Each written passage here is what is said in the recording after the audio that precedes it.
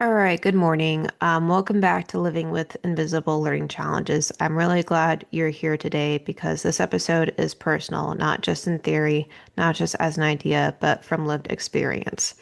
If you listened to my earlier episode, The Tangled Knot of My Learning Differences, you already know I don't experience my challenges as separate pieces. I experience them as a knot, not one strand, not one diagnosis, but multiple threads. Learning differences, processing differences, emotional intensity, sensory experiences, all woven together. And for a long time, I didn't understand the knot. I just felt it. I want to take you back for a moment because when you grow up with invisible learning challenges, you don't grow up with language for what's happening. You grow up with experiences.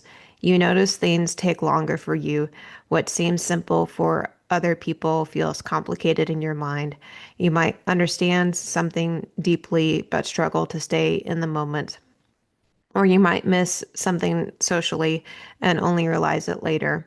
I remember feeling like I was almost there, like I was right on the edge of understanding, but not quite. And that gap, that's a really hard place to live because from the outside, nothing always looks wrong, but on the inside, you know something doesn't line up. And no one gives you a map, they just expect you to keep going. This is where I want to talk about awareness. Because even when people notice differences, it doesn't always help. Sometimes awareness sounded like, why are you doing it that way? Just try harder. You're overthinking it. Or more subtle things, people stepping in too quickly, assuming I needed help I didn't ask for, or not understanding what kind of support I actually needed. And here's the thing, people were aware something was different, but they didn't understand how it was different. And without that understanding, their response is didn't actually meet me where I was. Research from organizations like the National Autistic Society highlights that misunderstanding, not just differences, is one's is one of the biggest barriers neurodivergent people face. And I felt that not just from others, but internally too.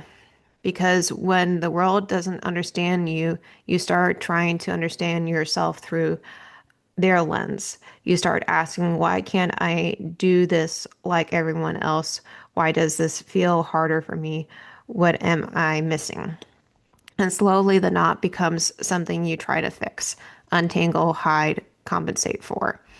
I spent a lot of time doing that, trying to smooth out the parts of me that didn't fit, trying to organize my thinking in ways that weren't natural for me, trying to keep up in environments that moved faster than I could process. And sometimes I could for a while, but it came at a cost. Mental fatigue, self doubt, that constant feeling of being slightly out of sync. One of the biggest turning points in my life was realizing there was a name for what I was experiencing. Actually, names, plural. And I remember feeling a mix of things relief because I finally had language, confusion because it wasn't just one thing, and grief for all of the years I didn't understand myself. But something shifted. Instead of seeing myself as inconsistent, I started seeing patterns. The knot wasn't random, it had structure. Research in the Journal of Autism and Developmental Disorders suggests that understanding neurodivergence can improve self understanding and emotional well being. And that was true for me because once I understood the knot, I stopped fighting it the same way.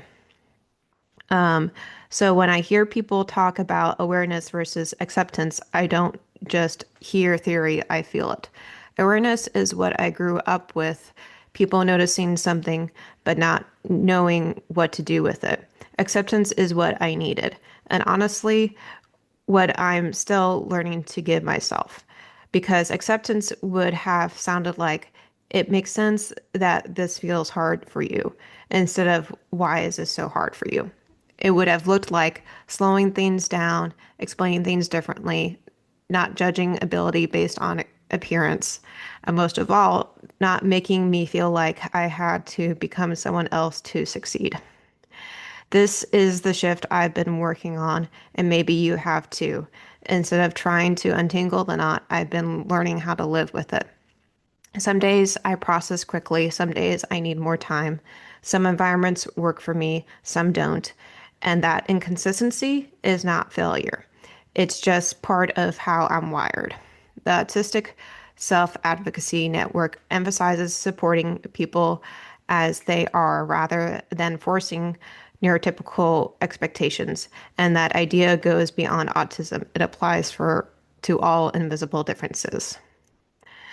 Because when we're supported in the right way, we don't just function, we thrive. So today, acceptance looks like letting myself pause when I need to process, letting myself approach things in a nonlinear way, trusting that taking longer doesn't mean I'm less capable. And it also looks like advocating gently but clearly for what I need, not perfectly, but more than before.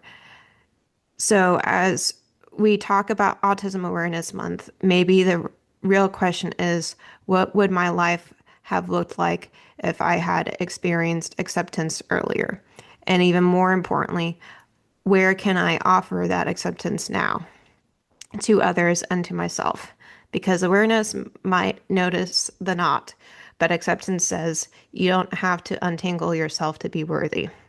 Thank you for being here. And if this episode resonated with you, I invite you to revisit the tangled knot of my learning differences because this conversation is part of that story. And as always, be gentle with yourself. You are not broken, you are layered.